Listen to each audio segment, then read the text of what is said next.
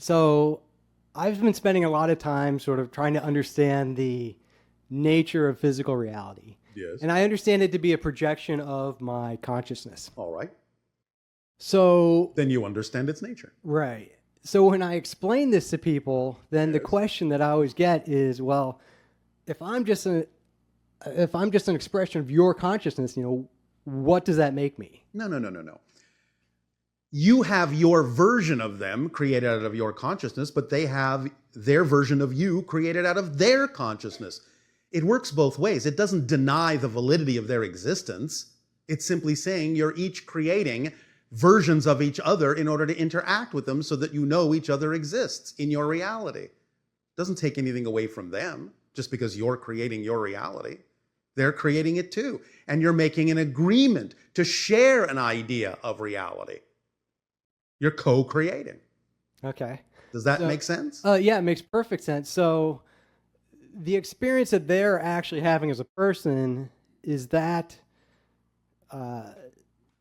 related in any way to the experience that I'm having with them? Or could they just be having something totally different? They could be having something totally different, but most of you will probably abide by the collective consciousness agreement to have something at least similar. The ones who are really not sharing your reality, you usually call them crazy.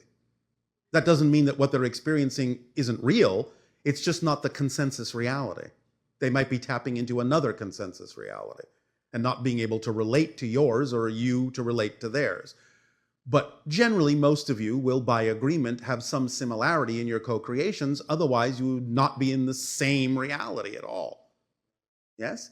However, this is kind of a malleable and flexible thing.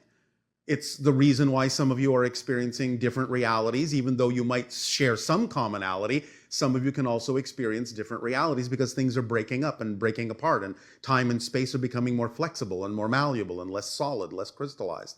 Hence things like what you call the Mandela effect, where one person will remember one reality and another person will remember another reality, and both of you may be right because you're remembering two different realities. Yet you can have a common reality in which you discuss the idea that you're remembering two different realities. This is part of the orchestration. This is part of the awakening to the understanding of how malleable and flexible space and time are because you're creating them.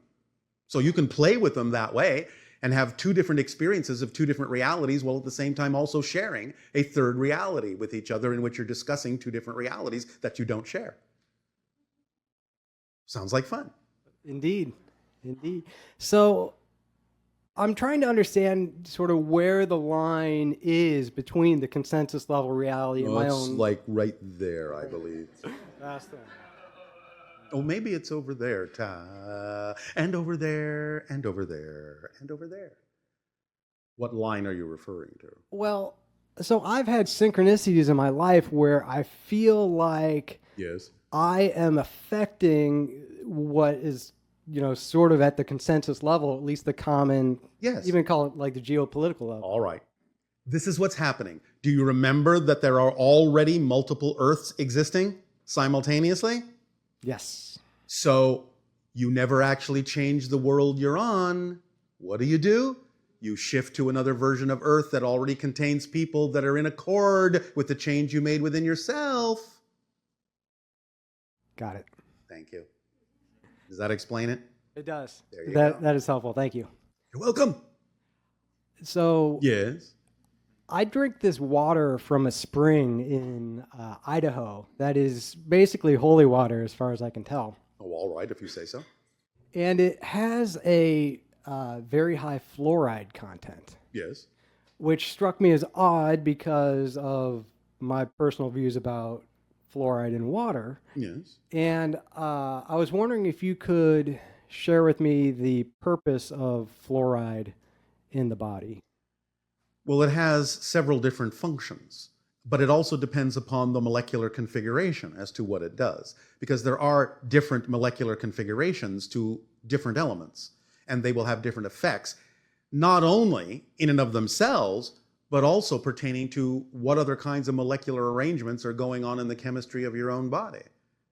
So some of them will have an adverse effect, so to speak. Depending upon what kind of toxins exist within your body, it will, in a sense, amplify or magnify the toxic effects. And others can actually have a mitigating effect on some of those toxins, but it depends upon how they are arranged molecularly in the cellular structure of your body. The basic purpose, however, if you want to talk about a fundamental molecular effect to the idea of what you call fluoride, is to allow for a form of lubrication to exist that will allow for certain other kinds of molecules to slip past one another more easily so they don't build up. Okay. Will that do? Yeah, so basically, I mean, the fluoride in that water may be perfectly fine. It may be, but it depends upon the person drinking it too, as I just said. Okay. Does that help? That does, thank you. You're welcome. Yes. I read a couple years ago that there is an epidemic of sorts, although that's probably not the right word, but there seems to be an occurrence, quite a bit of children disappearing in national parks. This is not a subject that we can discuss at this time. This is for another being at another time to talk about. Okay. Thank you. Can you tell me my vibration? You. Thank you.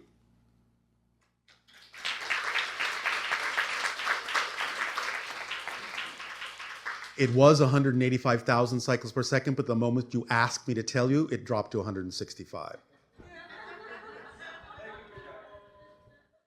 Hello, Bashar. And a you good day, Hi, my name is Suzanne, if you insist. and I have more personal questions. Yes. I have started a spiritual path over a year ago. Oh, all right. How exciting. Yeah, and during that time, I discovered you, and so I've Yes. been following you. Oh, all right. And I connect with you, and through my meditations, I've asked to speak with you and to meet with you. So it's a beautiful synchronicity to be here. and All for you right. to Well, choose thank my you. name. Thank you. For your co-creation. I'm a little nervous. Why? Because have I'm you got to be excited to nervous be about? here. And Well, excitement is not nervousness. Okay, so it's excitement. Thank you. So I have started some sort of an awakening process, and Yes. I have been experiencing things that are amazing. Yes. And one of which, because I did ask to meet with you, and I experienced a multidimensional experience to where I visited a ship and I connected with a male on that ship, and I want to know if that was you. No, not directly. It was your own future self. Okay. You understand? Yes, thank you. There was a child on that ship as well that I Yes. connected with. Yes. Can you tell me anything about that child? You're part of the hybridization agenda. It's your child. Thank you. Is that two questions or is that one question? Well, now you've asked another. I'm sorry. So now we've lost count. So are you able to tell me what starseed I connect with? What starseed? Or What is your definition of that term? Well, you said that they're my future descendants or a future A future self. self. Yes. Well, as you understand time, you would call it a future incarnation in another civilization. Okay. It is Yael, another hybrid race. Thank you. Yes. What I am experiencing now is this constant vibration in my body. Yes. And every time my experiences seem to be progressing as a new experience, the multidimensional travel, the astral travel, Yes. the time travel. And So to speak. yes, that's the best way I could describe it. Yes, yes, yes. And I am encountering more and more experiences with alien ships. Well, that's to be expected when you expand your consciousness in the way that you're doing, and especially because you've made those kinds of connections. So, not surprising, par for the course, part of the path. You'll experience more of it. Will this vibration that I'm experiencing subside, or is that something I You'll don't get understand? used to it. That's what will make it seem as if it's subsided, because you will match its frequency and then will no longer feel a difference between that frequency and your own. That's what you're feeling now, is the difference between the frequency of a higher vibration and your own frequency. But when you match it more, you won't feel a difference, and it will feel like it's subsided, but it will still be there. You'll just have gotten used to it as your frequency. Thank you. You're welcome. Can you speak or touch on the ascension process? Ascension is what we have said. You're just raising your frequency. That's all. By following your passion to the best you're able with no insistence on the outcome, your frequency raises and raises and raises until you allow yourself to experience fourth density physical reality as a higher vibration of physical reality experience. You're ascending now. You're all in the process of doing so. You're raising your frequency more and more and more. That's ascension. Now, eventually, of course, you will ascend into non-physical reality. That's part of the process later on, but you're ascending right now just by exploring and expanding what you're exploring. Yes? Yes, thank you very much. You're Pleasure very to meet welcome. you. You too.